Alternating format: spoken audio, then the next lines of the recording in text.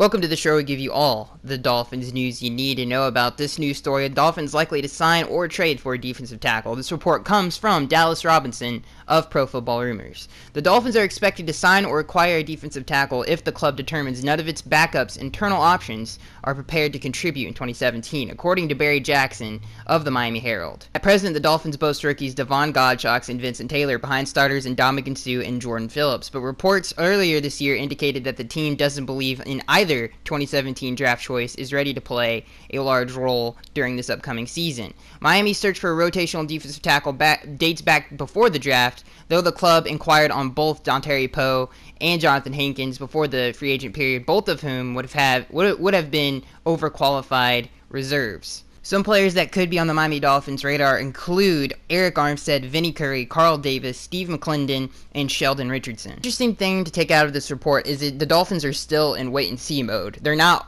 actively going out there to try to trade it right now. They're still trying to see if Devon and Vincent can take a larger role this upcoming season as rotational defensive tackles. But again, the Dolphins have doubts that they're too early in their development to be able to do that. So, out of all those trade candidates, my favorite is definitely Sheldon Richardson, the former Defensive Rookie of the Year. I think he's still a pretty special player, Pro Bowl caliber talent. I think second on the list for me would be Eric Armstead of the 49ers.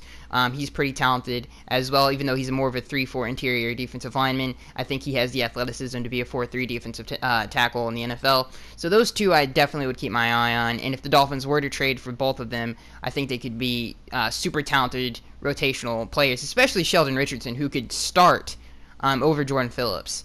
So let me know what you guys think about this report. And I am Skagster83, and I'll see you guys in the next one. Let's get through the rigmarole before we jump into the podcast. Remember, guys, this podcast posts each and every single Wednesday. The first segment of the show, we go through all the Dolphins news you need to know about. The second segment of the show, we go through all the AFC East news you need to know about. And the third and final segment, we go through the Miami Dolphins fan Q&A.